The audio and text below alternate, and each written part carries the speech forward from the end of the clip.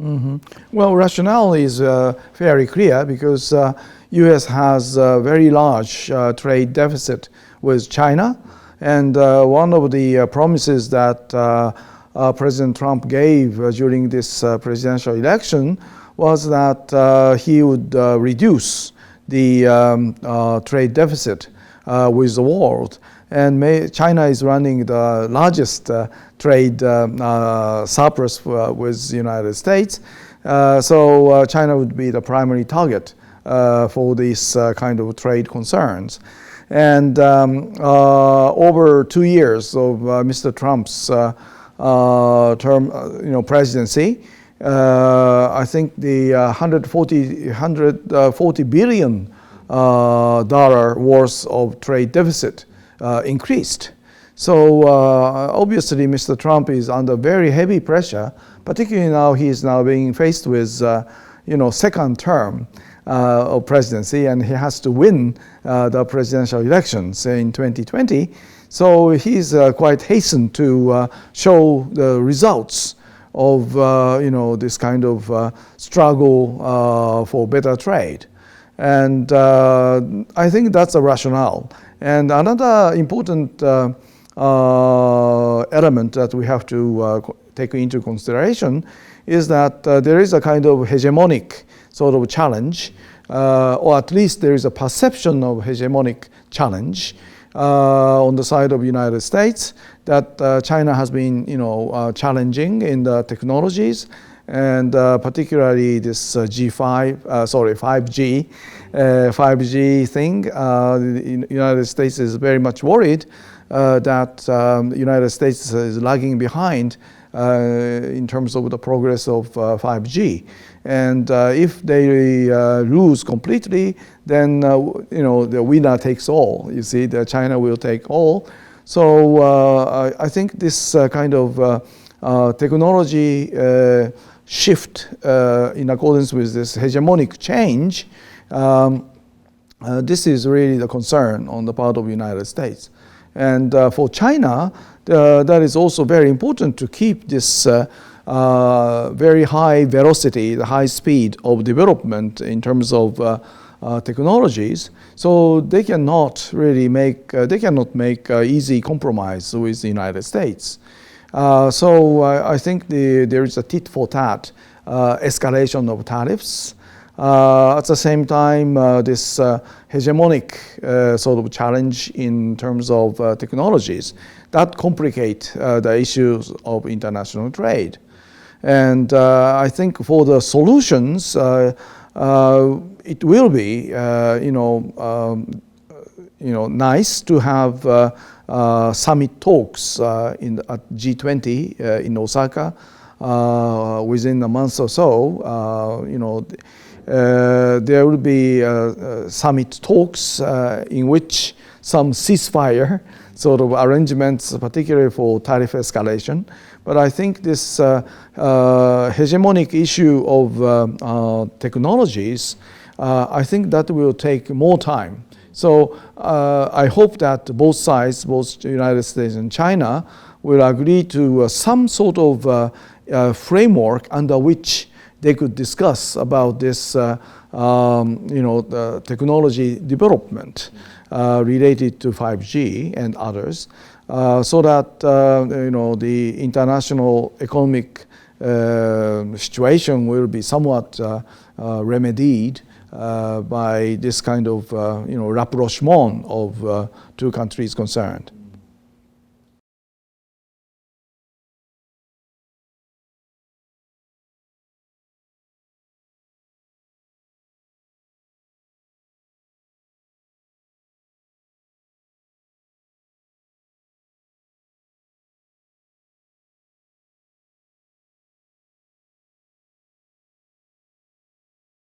Well, I think yes, as you said, United States is the primary ally for Japan, and China is very important for our economic activities.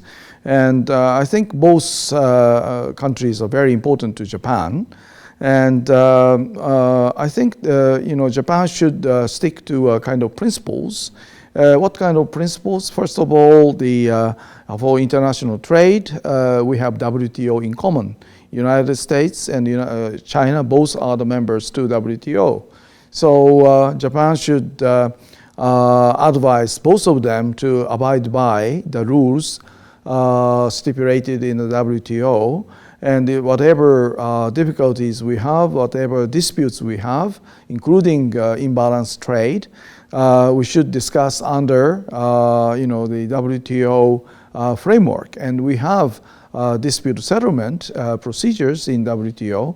So I think that Japan should encourage those two parties, United States and China alike, to abide by WTO rules. And if they have any problems, we should go to WTO dispute settlement. So instead of doing the power-oriented approach to solve the problems, we should rely more on rule-based solutions. I think this is the kind of multilateral approach. Of course, United States initiated the United States started with those punitive tariffs, and China accordingly, retaliated. But both are playing the power games. You see, in the economic sphere, we have rules and organizations such as WTO. So I think only what Japan can do is encourage those two parties to use multilaterally agreeable rules and institutions such as WTO, particularly the dispute settlement.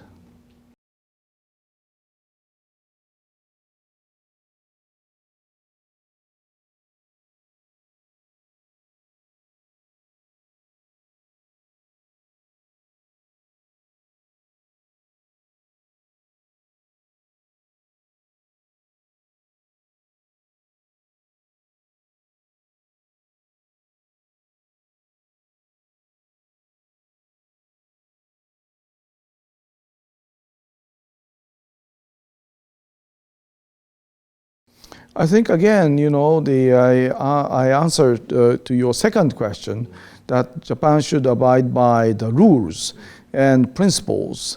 We have to stick to the principles, and I think the same will apply to Korea, Republic of Korea.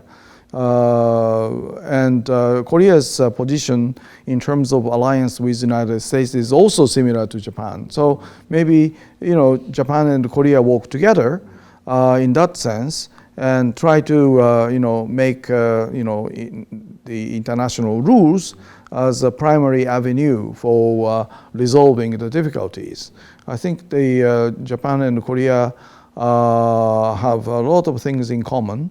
And we should improve our relations so that we could have more solid sort of alliance with the United States while enjoying our economic activities with China. You see, that's how I would look at the issue.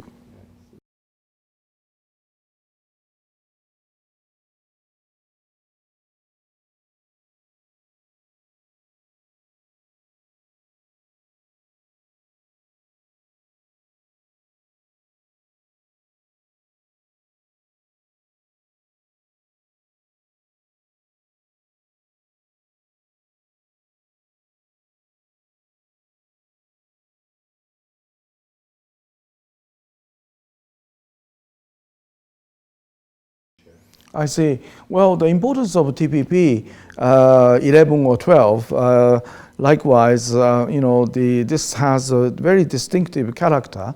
Particularly, in the field of trade and investment, we do not have agreement in the WTO.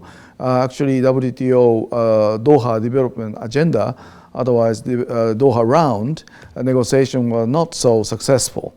So, in the absence of the possibility of making new rules such as on investment, competition policy, disciplines to state-owned enterprises, or maybe government procurement, all these things have been discussed under TPP.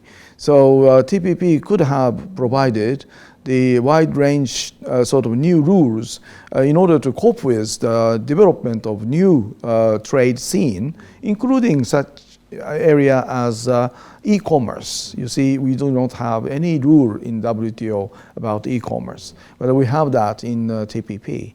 So TPP had a certain importance, and maybe, you know, even China could have joined TPP, not immediate future, but maybe in the long-term future, China would find certain you know, utility of this TPP, in particularly influencing on the very old-fashioned state-owned enterprises to be modernized for the sake of China, so that China could come out from the trap of middle income country trap. So, you know, so you see, TPP has its own value, and you know, particularly in the absence of WTO success story, successful conclusion of Doha round. So I think, you know, the Japan did the right thing to keep TPP alive.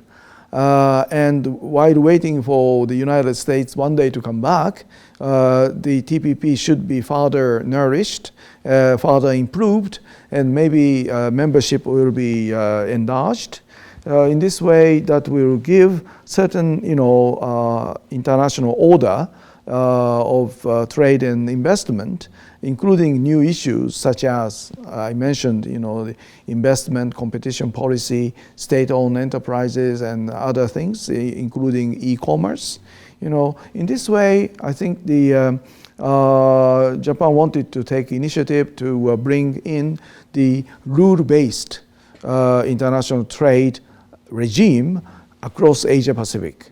We have done it also, the Japan-EU EPA that came into effect already February this year, so that we have FTA with Europe, and we have RCEP. So TPP 11, Japan-EU EPA with RCEP, all together we can work to establish new rules, and those new rules might be eventually integrated into WTO system with other, you know, the like-minded countries in the other places, even in Latin America or Africa, you see. So in this way, I think Japan's trade policy is really piling up the new instruments, which certainly go against protectionism centered around United States. We keep, you know, encouraging United States to come back to this kind of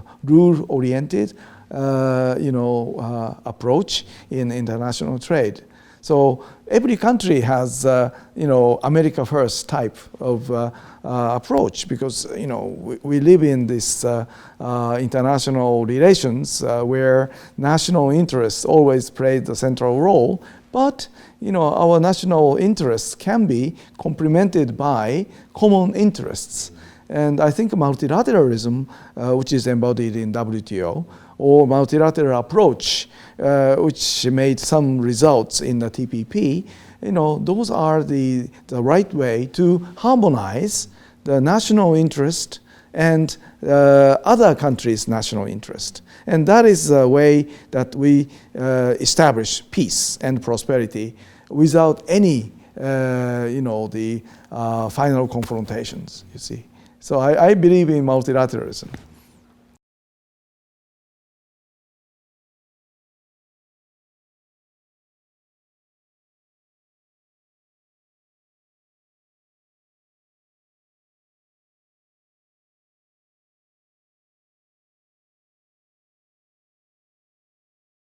Yeah, well, it is certainly the most difficult question that you asked me this time. Yes, you know, back in 1998, we had the visit of President Kim Dae-jung in Japan, in Kyushu. And he mentioned that all the difficulties of the 20th century should be resolved in 20th century. And he suggested us to think about 21st century bilateral relations between ROK and Japan, including the possibility of free trade agreement between ROK and Japan. And we are really enchanted. We are very much encouraged by this statement. You see, finally, we can move ahead. And both sides, Japan and Korea, we started the preparation for negotiation of bilateral FTA. And I was part of that. I felt quite honored to be a part of it. On the Korean side, there was KIEP. You see, Korean International Economic Policy Institute. And we have JETRO, Japan External Trade Organization. So KIEP and JETRO joint study group on the Japan-Korea Free Trade Agreement. You see, that started in 1999 for 2 years. So we came up with a very positive sort of report. But unfortunately, this FTA never came through. So I think that approach is very important, particularly what President Kim Dae-jung said. We are still, troubled with 20th century problems. I think we have to move on. And the younger generations, the generation of my son and my daughter, they like each other more. And my daughter, for instance, she can read Hangul, and she doesn't need any, subtitles while watching Korean drama. Each time I come to Korea, what she asked me is to buy Sonyoshide, CD, DVD, and all kinds of things. And we have many, many Koreans visiting Japan nowadays. So I think the already people-to-people contact has been quite, moving forward. It is really the political will which is missing, So I think, both governments should, be reminded that political will to overcome the issues of 20th century, and let's move on to the 21st century.